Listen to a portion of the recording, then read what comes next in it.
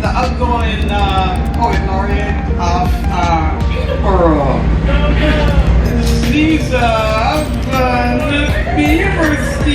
There's a poet, editor, and unsettled settler who finds home in queer, Jewish, and activist communities.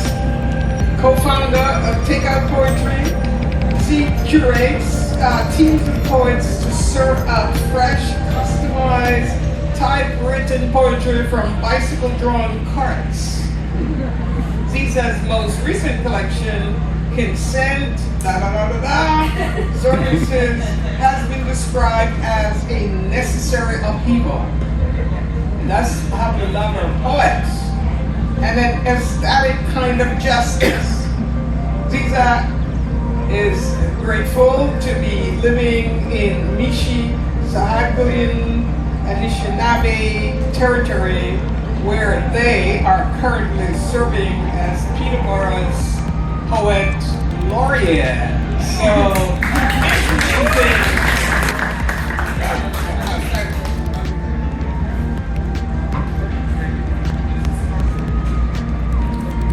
is this one okay? I need my hands for other things. Hi everyone.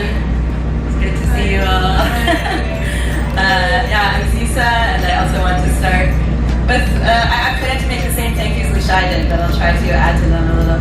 There's a few factors that have allowed me to be here, and one is, both my parents are here actually, that's a pretty big factor. And I was visiting my mom recently, and I was having a really hard day, and I was like, I just need to get out of the house, and I went to the park. And there was Lillian Allen. And I said, Lillian, I'm Ziy, Peterborough, do you remember me? And after we saw each other that day, we connected online, and she said, do you want to come read Word on the Street? So you should go out to the park more. That's how these things happen. Also, as Lichai mentioned, Alessandra Nacarado is, she has become this like niche market of helping spoken word performers become page poets or like put their poetry into book form and publish. And so I called her a few years ago and I was like, can you help me? I'd really like to publish some work and I don't know anything about publishing. And she said, actually, I just started a mentorship group for that exact purpose, and the other people in the group also have young children and are struggling and I want to publish. So there were 3 of us in that group.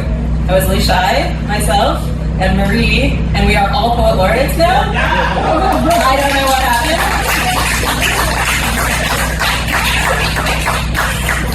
I heard she's starting another group in January, so if you're interested, it's very magical. I do live in Peterborough. It's known as Negojuanong, the place at the end of the rapids. It's Michisage, Anishinaabe territory, and where I have learned so much. And it's very busy there right now. It's the Nomen Festival this weekend, so you can learn about harvesting wild rice and honor that ancient nourishment practice. And it's also Pride. It's Peterborough Pride today. The parade is about to start. I was at the Trans March last night, so I think I'm okay. Why am I mentioning that? I don't know. Oh, because I've been doing a lot of public speaking lately, and this is the first gig I've had this month where I haven't had to create new work for it. So it's actually very relaxing to be able to read something that already exists. And I should read from my book, so you'll come see me at the book table later. This poem is called Uninvited, and It's a long form poem, so I'm just going to read some excerpts from it. And it is, I actually wrote it for the National Poetry Slam when it was hosted in Peterborough. And it's broken up into sections that are labeled by Hebrew letters, which like in Hebrew, there's no separate characters for numbers, so you use the letters to count as well. So I will say the names of the numbers. That's what's going on. But we're going to jump into it right here. Arba. I visit the Holy Land at 19. A busload of kids, elated for a free ride, sleep-deprived after an all-night flight, they hike us up this steep incline to the iconic view of Masada at sunrise. The fort where 1,000 Jewish rebels once embraced mass suicide rather than find their fates framed by Roman hands. We are each sent off alone to feel what we feel on the sands of our homeland. My people have always been wanderers. Why should I feel any more connected to Masada than to Mitzrayim, where my ancestors lived for centuries before the new pharaoh who knew not Joseph? Why not Poland, at one time the center of Jewish life, home to my grandmother and her grandmothers before her until we were forced once more to flee? And why should I, with some claim to DNA, roaming this desert in biblical times, carry more entitlement than the children in refugee camps, in Jordan, in Lebanon, born here, torn from here in this lifetime? If I have a home on this land, it is mythical. Chamesh. At 20, I am righteous, anti-globalization my dogma, covered in slogans, schooling my grandpa, ready to rally, eager to align, I stride into the lecture hall. Paula says, you can't just be anti, you have to know what you are for. I prickle, then sit with the challenge. Leanne talks about the food chain, how Europeans draw man at the top of a pyramid, the most powerful because he eats everything, while the Schnabeg see a circle. Humans dangling on the furthest edge, the most vulnerable, the most dependent. My worldview implodes.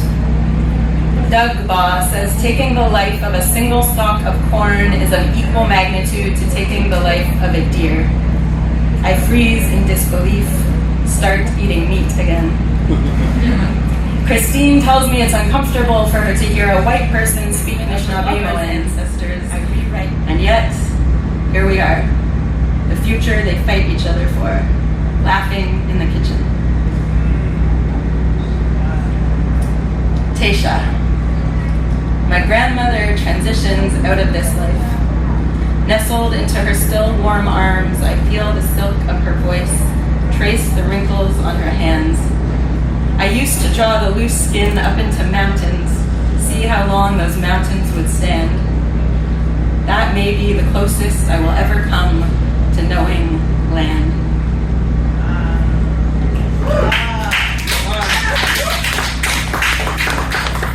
Still going, I'm just skipping the sections. Chamesh Asrei. We are learning about decolonization, how it's not just a metaphor, somewhere else, not accomplished by, as if indigenous children contemplating suicide have anywhere to fucking go, as if the rising oceans need any more white tears. I don't feel guilty about what has been done here in my name. I don't feel guilty for the mistakes of my ancestors. I feel ready. Ready for this responsibility that my grandmothers fleeing persecution could never have understood. They watched the boats of refugees turn round to drown in the ocean or return to Hitler's massacre, watched their brothers beat